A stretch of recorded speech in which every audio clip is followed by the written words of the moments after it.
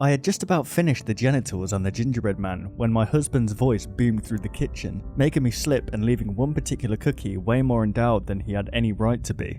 What?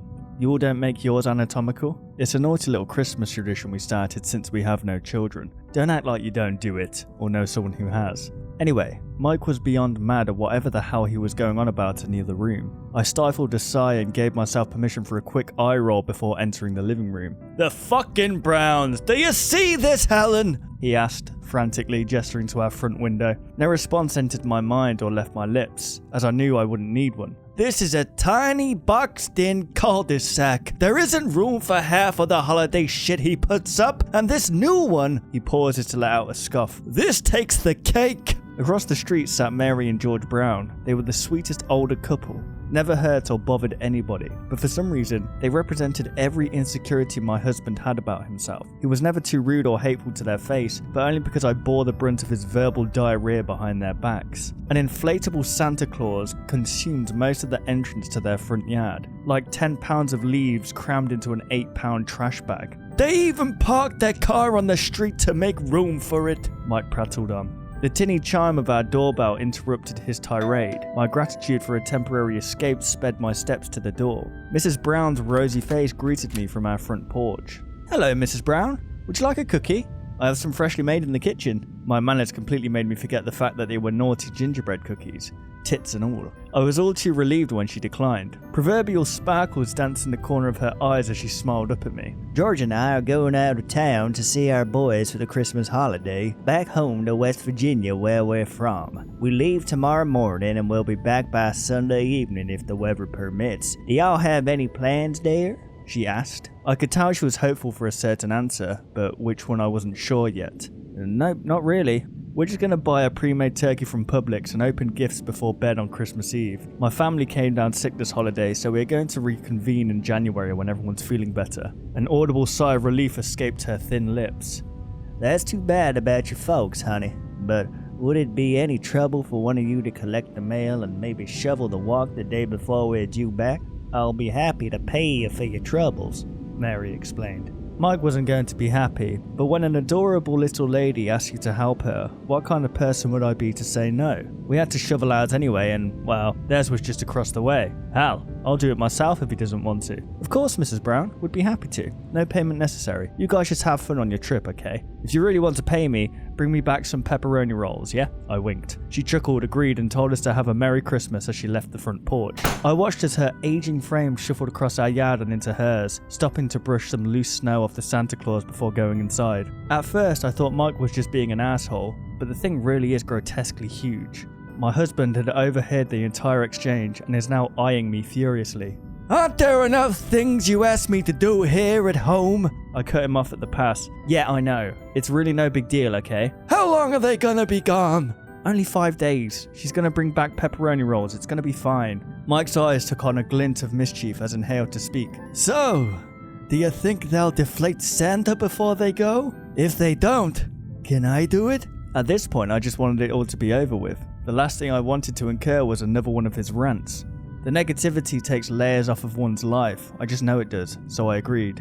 "If they don't deflate it, you can let the air out the damn thing, as long as you don't damage it. I don't care, but you're shoveling that walk." The next morning came and went. We waved the Browns off as they drove away. The Santa Claus loomed in their wake, swaying tauntingly at my husband. It was almost funny, really. I can remember giggling despite the anger I felt boiling in his chest. "Don't be upset.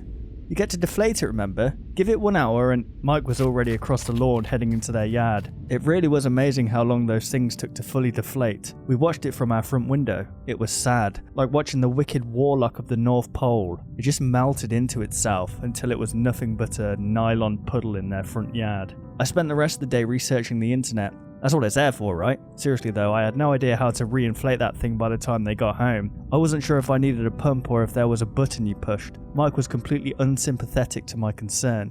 "We'll just tell them that it was really windy here one day, so I deflated it to prevent from being damaged. Problem solved. It's better than my initial plan of stabbing a hole in it with a shovel and saying it was an accident." Unbelievable. The welcoming smell of coffee didn't wake me the next day, nor the morning sun shining through the windows. It was the sound of my husband yelling in the kitchen. "What the hell is this?" He was gesturing frantically once again towards our front window. I can't fucking believe this! The Santa Claus stood proud and victorious on their front lawn, as if nothing ever changed. I couldn't believe my eyes. Maybe it's on a timer, I muttered uselessly. My shoulder knocked back against the wall as I backed out of its way. His eyes were menacingly wide, and his features were set hard. It looked like they had never seen a day of joy. A clatter came from inside the kitchen as he rummaged through the dishwasher. Mike? Hey, what are you doing? My voice came out high-pitched but even-toned. Getting angry hadn't ever done me any good when he got like that. He emerged with a kitchen knife, one of the sharpest that we've had. That windstorm! He breathed through huffs. Maybe it blew a tree branch into their center. I didn't notice it until I was shoveling the walk. Those poor people. I really shouldn't joke about such things, but maybe I should increase my knowledge of divorce law for my New Year's resolution. A scream cut through the cold air, lingering to muffle through the window panes before reaching my ears. I began to run to the front door as fast as my feet would take me.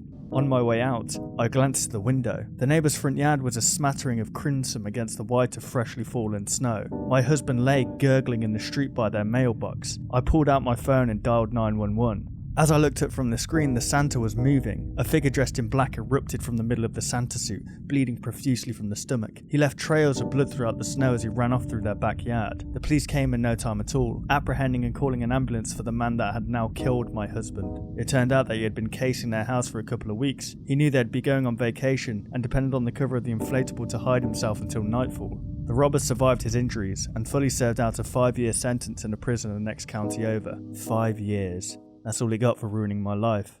Christmas will never be the same to me. I've since remarried during that time and we now have a 3-year-old daughter. A chill goes up my spine every time we see an inflatable Christmas decoration. And what's worse, our neighbour just put up the largest snowman I've ever seen across the street.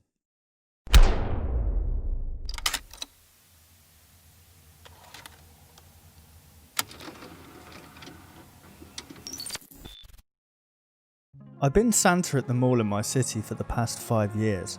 I truly love my job. It does my soul so good to see a child's face light up when they see the big man. It's not always been easy. Sometimes you'd need a bathroom break but don't want to upset a child that's been in line for a while by making them wait a bit longer. Sometimes you get pee on you. Sometimes kids cry too. I've been asked sad questions that are hard to answer. I've been asked by a child to help their mum find a job. I've asked for a military child wanting their daddy to come home. I always tell them I make toys mainly, but I will try my very best. It makes me want to cry to see a child not wanting anything more than their parent. I've been hit on by adults too, which gets kind of weird. Some beautiful women have been very flirty, but I always tell them Mrs. Claus wouldn't be happy if I didn't come home to her at the end of the day. I really don't do this for the money, which isn't half bad. In fact, I give it away to the Salvation Army.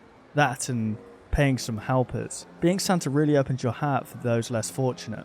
I've seen that this page on here is where people talk about the scary things they've witnessed. I figured me wanting to talk about what happened a few hours ago will maybe make me feel better. Maybe someone can give me some advice. I showed up to work without my uniform, as I had it in the little house behind my throne. There I changed.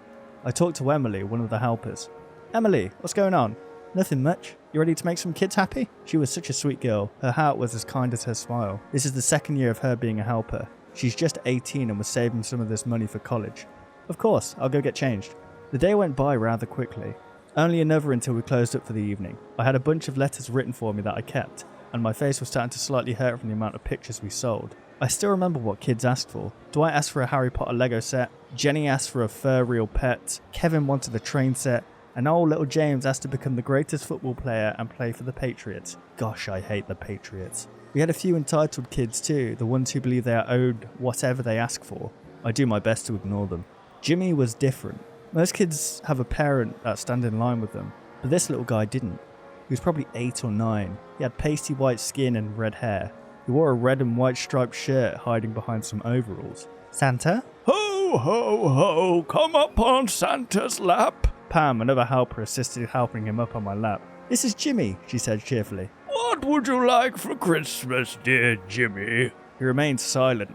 I guess I thought he was nervous. I understand why you're nervous, Jimmy. You do? He said faintly. Of course I do. It's not every day the big man comes through. Ho, ho, ho. It's not that. His voice got slightly louder. He started to speak up, but wouldn't. I was concerned he was going to say his parents abused him or something. Well, a monster has been under my bed all my life. Sometimes she comes and talks to me, Sometimes she follows me. She said the only way she'd leave is if she'd found somewhere to go. I figured you could get rid of her. He stared in the distance as if he was distracted by something. I hate that kids are scared of make-believe monsters. I wanted him to be comforted. No kid should be scared. Jimmy, I will make sure that monster won't bother you anymore, but you got to believe that with all your heart that she's gone. He had tears in his eyes and he glanced the same direction and started hugging me. Santa, you're the best. Ho, ho, ho, let me grab you a candy cane, Jimmy. I felt him hop off my lap and he took off running. It made my day that I helped a boy conquer fear. The ride home was tiring. I swear I felt like someone was staring at me. Most of you have felt that feeling before, I'm sure. I was getting ready for bed. I poured myself a glass of bourbon and eggnog and was getting ready to watch the game. Then I heard a voice. Raspy, evil, brutal. Santa, you don't know what you've done. I turned my head and seen something crawling under my bed. I didn't get a good look though. I don't own a gun and I'm not brave enough to go searching, so I called the cops. They didn't see anything. I decided to go to sleep at a friend's house. He didn't hear anything, but I swear I heard the voice. Bet Jimmy is sleeping good now. Too bad you won't. I'll update when I can. I need advice, please. I don't think I'm going crazy. I think Jimmy passed something on to me.